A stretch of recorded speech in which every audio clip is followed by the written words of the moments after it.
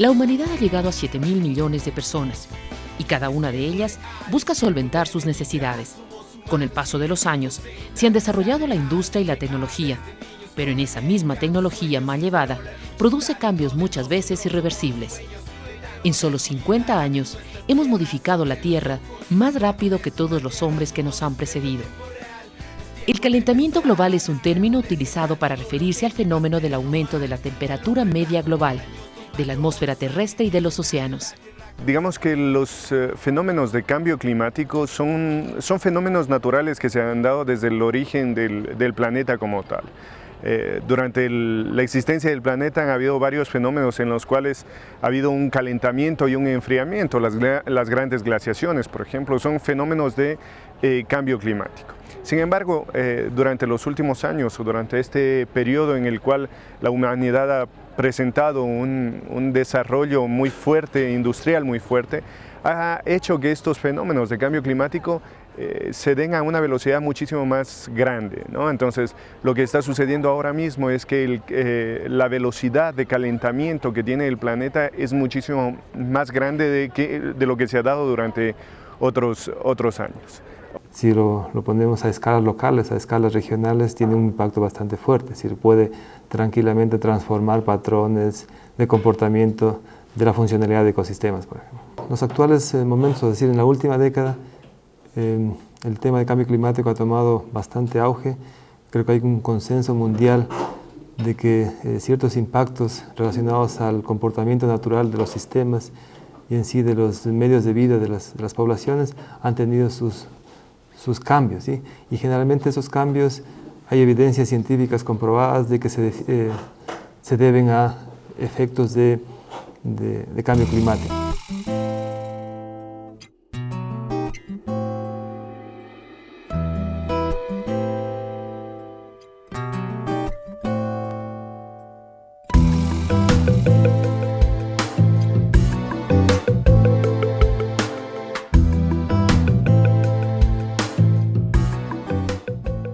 Desde la revolución industrial, esos cambios han sido mucho más evidentes, ¿sí?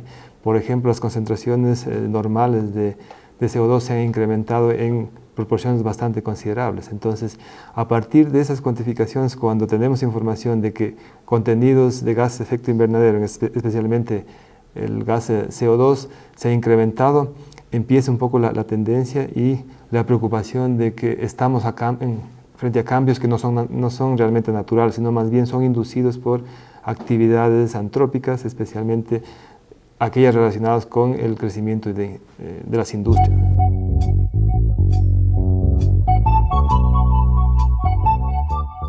Antropogénico, bueno, viene de dos palabras, antropo, que sería hombre, y génico, de génesis, de origen, ¿no? Entonces, antropogénico significa actividades de origen humano. El efecto invernadero es natural y necesario en el planeta Tierra para que se pueda desarrollar la vida. Sin este efecto natural, las temperaturas serían demasiado bajas. Por lo tanto, la vida no sería posible. El problema actual es que hemos aumentado los gases que producen este efecto, ascendiendo la temperatura más rápido que en otras épocas.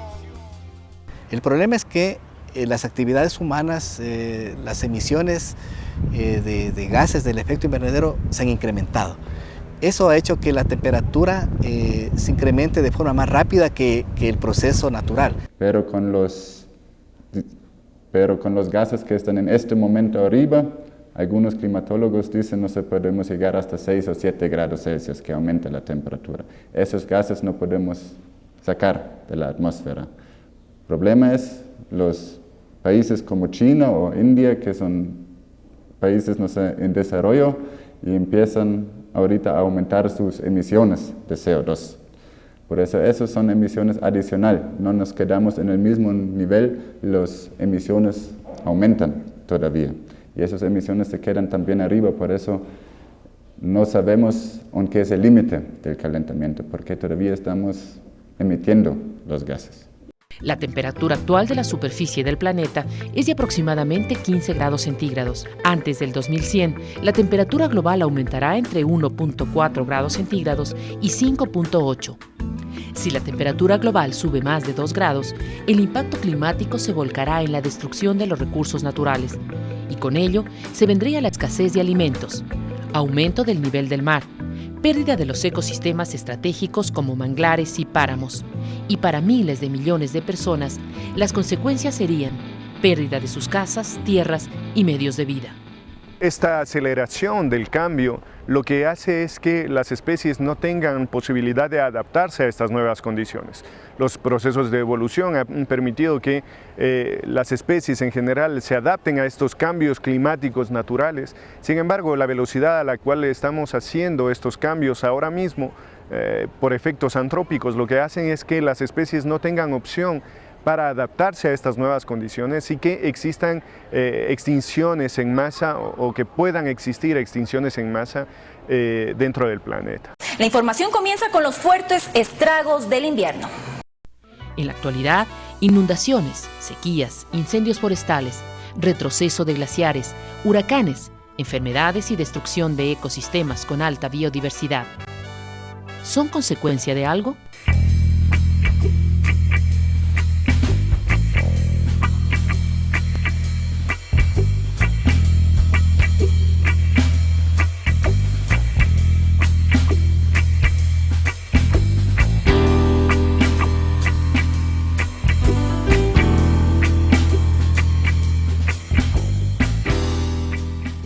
Preferimos hablar de cambios globales, ¿no?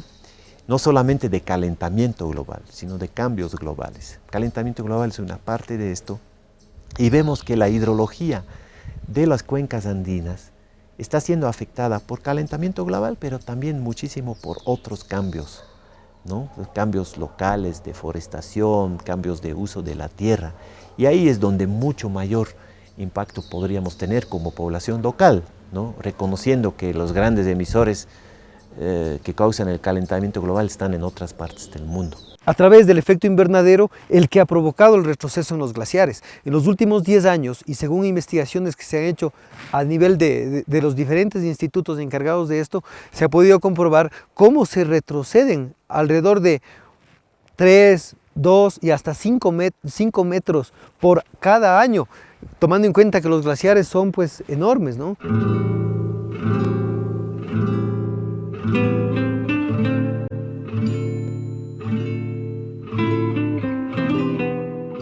Cuando tú estudias el clima, es una temática que no tiene fronteras. Es decir, que nosotros tenemos la suerte en Ecuador de estar en una zona, en el trópico, y tener los glaciares, es decir, estos volcanes a gran altitud, que permiten tener una idea de lo que pasa en el clima regional y también tener una idea de lo que pasa en el Pacífico, por ejemplo. En el Ecuador existen cambios en los glaciares y quienes ascienden a los nevados con frecuencia, como Juan Carlos Veloz, dan testimonio de ello. Antes nosotros realizábamos prácticas en el Cotopaxi a 15 minutos.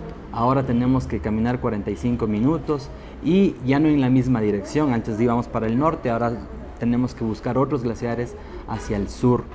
Esta situación se ha visto, ha sido palpable en el ámbito de montañismo. Específicamente en el Ecuador, el retroceso de los glaciares tiene su afectación principal en lo que es el recurso hídrico, es decir, en los ríos que nacen de los nevados. De lo que nosotros conocíamos de este terreno, básicamente se ha retrocedido alrededor de unos 400 metros en los últimos años. Hay zonas en las que el retroceso es notable, acelerado, como en el Cotopaxi, la cara principal, donde está la ruta normal, y este sector del glaciar Hermoso en el Cayambe. La misma situación pasa en el Chimborazo. Hace 20 años en el Ecuador existían 90 kilómetros cuadrados de glaciares. Según últimos datos obtenidos por el INAMI, se registran 60 kilómetros cuadrados de glaciares en el 2011, una disminución notable de 30 kilómetros cuadrados de la cobertura glaciar. El tema del retroceso de glaciares es un asunto global, de importancia y de alcance global, porque medidas locales de conservación de glaciares son muy difíciles de aplicar, salvo aquellas que por motivos estrictamente económicos y digamos, más que económicos, paisajísticos, digamos de orgullo nacional, se toman en Europa. Entonces en Europa se cubren a veces los glaciares para evitar que en ciertas épocas del año estos se derritan y son medidas muy costosas.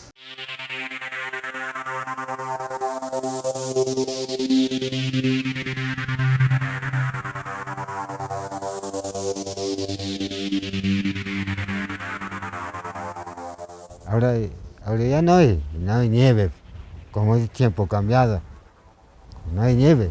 Antes hasta acá sabía caer nieve suave. Ahora ya nieve ya no hay, ya a la montaña seca está solo hielo duro nomás por dentro, ya hielo duro nomás está.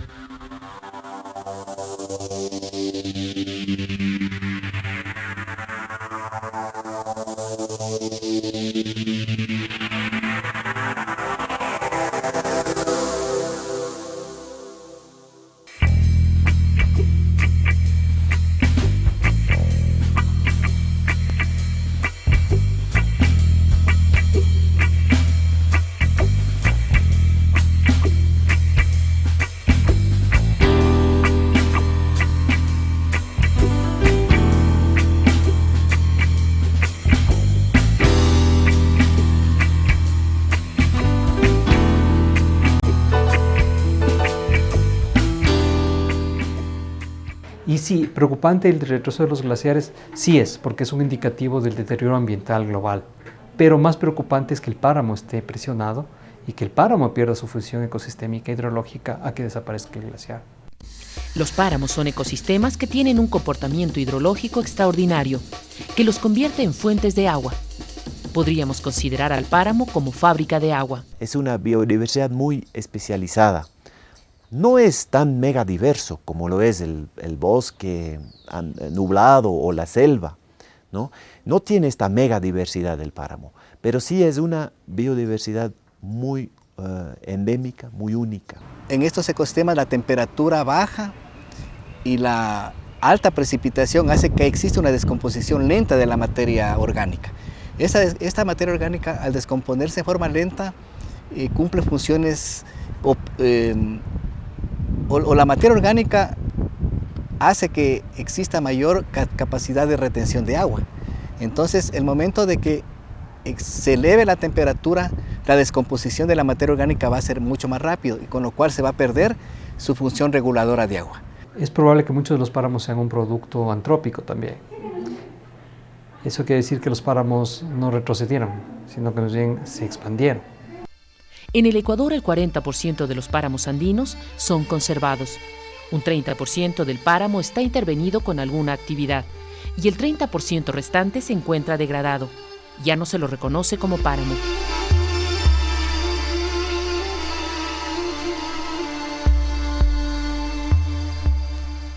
La diversidad es importante en su historia de uso. Existen páramos en los cuales casi no existe presencia humana, y otros en los cuales comunidades enteras se encuentran situadas con su centro poblado dentro del páramo. En general, en los páramos en el Ecuador tenemos dos grandes tipos de páramos, ¿sí?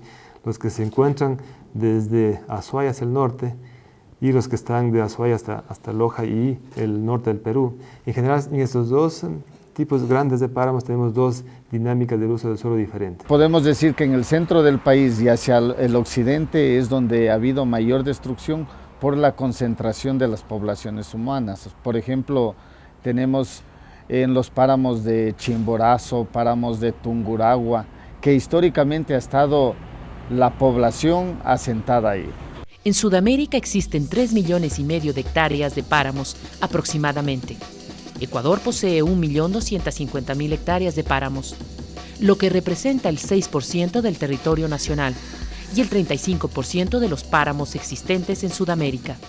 En este andar de 13 años hemos visto mucha dinámica en esta zona. Páramos quemados por el avance de la agricultura de las comunidades. Hemos visto igual páramos quemados por la cacería. Para toda comunidad indígena, por lo menos, ¿no? El páramo siempre ha sido un espacio de conservación en principio. Y si es que han pasado a otros usos, ha sido por presión de sobrevivencia, es cuando han sido empujados hacia arriba, ¿no? Pero la parte alta de la montaña para la cosmovisión indígena en principio es para conservación.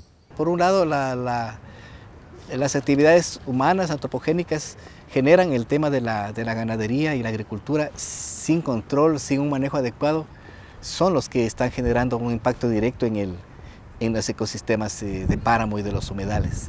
Y a nivel mundial el tema del calentamiento global, ¿no? Que al final está afectando en varias formas a estos ecosistemas. Se ha detectado cómo han subido comunidades enteras de reptiles, de anfibios, de aves, de micromamíferos, desde de una faja altitudinal hacia otra faja altitudinal, prácticamente reemplazando a las comunidades de altura. Entonces, este fenómeno, sin duda, es un fenómeno global de degradación de la biodiversidad, y los páramos no están exentos, porque además la diversidad de los páramos es una diversidad muy frágil. Lo que está sucediendo allí es que tenemos plantas que están intentando adaptarse a condiciones de cambio climático fuertes. Si además de eso sobreponemos otra presión ambiental, como sería el tema de ganadería, por ejemplo, lo que estamos haciendo es exponenciando los efectos que tenía el tema de cambio climático sobre estos sistemas. Entonces, si bien una especie podría estar tratando de adecuarse a condiciones de cambio climático, si incorporamos además presiones antropogénicas como ganado, lo que va a suceder es que tendremos le haremos el trabajo más difícil a las especies nativas, y posiblemente incrementaremos la probabilidad de desaparición de muchas especies. Igual como los glaciares están retrocediendo, lo lógico es que el páramo también está retrocediendo. Significa que su superficie total está disminuyendo. Nosotros hemos hecho unas proyecciones en que con escenarios de calentamiento de los más moderados, ni siquiera los extremos, podríamos estar hablando de reducción de superficie de páramos en Colombia y Ecuador de 40%. Son cifras muy drásticas.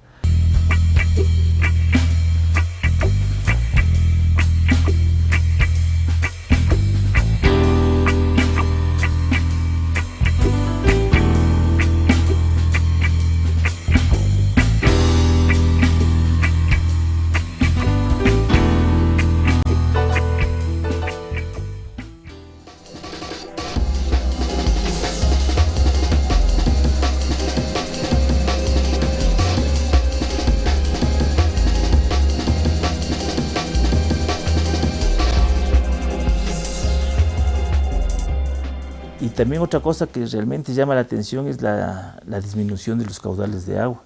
Hay muchas quebradas que son secas ahora, porque han desaparecido los glaciares, o simplemente que son absorbidos por la misma permeabilidad de los suelos volcánicos del Chimborazo, y han desaparecido. Entonces vemos que tenemos un recurso que está siendo afectado. Es decir, si yo tengo un reservorio que se hace más pequeño, yo voy a tener menos agua disponible en el caso del glaciar. Si yo tengo un reservorio en el caso del páramo, que está siendo degradado, ya sea que disminuye su superficie o que se hacen actividades sobre el páramo, como puede ser ganadería o agricultura u otros, su comportamiento hidrológico cambia y su capacidad de dar agua cambia. En pocos años va a ser uno de los elementos más peleados y más buscados en el planeta. Entonces nosotros debemos cuidar las principales fuentes de agua dulce, que son los nevados y los páramos.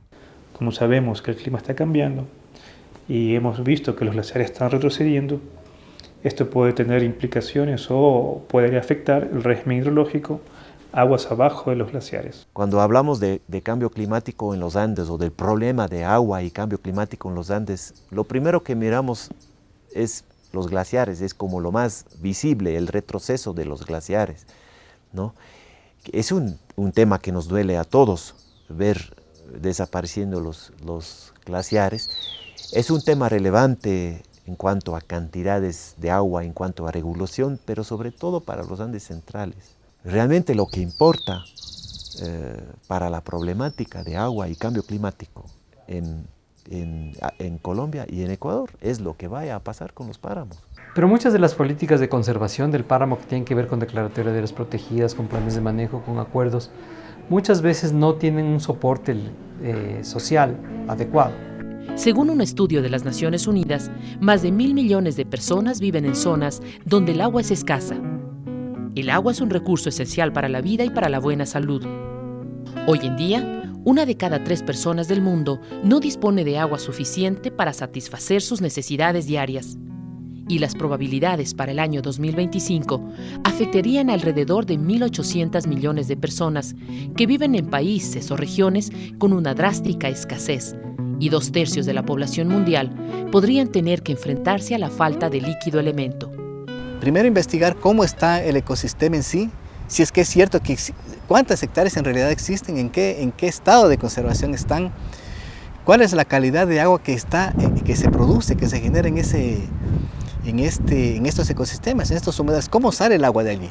Y luego estamos viendo también el nivel de amenazas y los conflictos que se están generando alrededor de estos ecosistemas. Las preocupaciones mayores de la Secretaría Nacional del Agua es poder entender cuál es la cantidad de recurso existente, tanto en cantidad como en calidad. Pero además comprender a través del tiempo cuál es la cantidad que se ha perdido, asimismo como cuáles son los efectos de contaminación que aquejan a los cuerpos hídricos.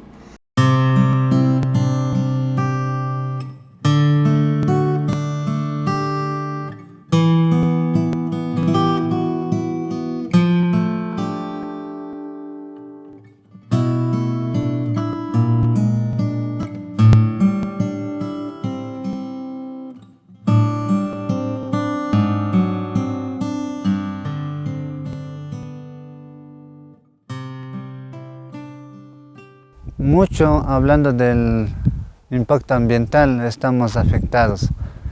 Lo que era antes y lo que es hoy ha cambiado mucho.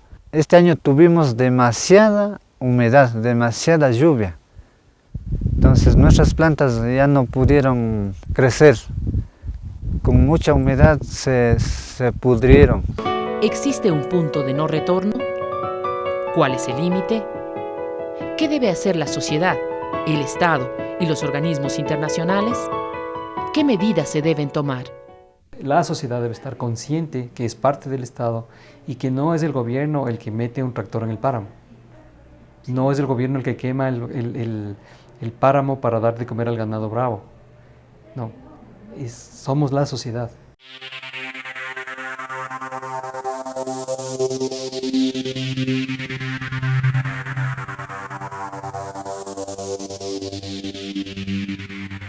Una de las estrategias, además de establecer las áreas protegidas y tratar de modificar las tendencias del cambio climático global, es justamente diseñar estrategias de conservación a escala de paisaje, en los cuales las áreas protegidas son parte de este rompecabezas. ¿Qué se necesita? Que estas áreas protegidas estén conectadas y que gradientes altitudinales estén bajo algún sistema de protección, como por ejemplo corredores biológicos, que permitan el movimiento de las especies frente a los cambios de los parámetros de temperatura y humedad. Yo creo que lo fundamental es la educación. Si en el Ecuador no estamos educados, vamos a seguir permitiendo que se destroce la naturaleza, se destruya nuestra identidad cultural también. Lo único que nos puede salvar es la educación. Las universidades, los colegios y las escuelas, hay un acercamiento entonces ahí vamos a cambiar todos, políticos, empresarios, trabajadores. Uno de los logros más importantes donde el proyecto pudo poner un granito de arena también es que dentro de la nueva Constitución del Ecuador, Páramo está reconocido como un ecosistema estratégico que necesita un tratamiento especial. Esperamos al final de toda esta información generar un proceso de conservación en la cual tengan participación directa los actores locales, desde el Ministerio del Ambiente hasta los gobiernos autónomos descentralizados. Porque si no, ¿qué futuro vamos a dejar nosotros tras de nosotros?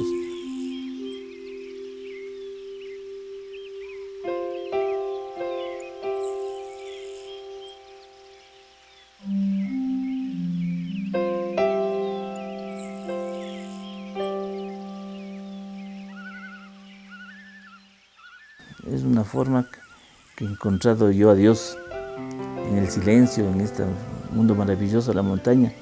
Dios está presente.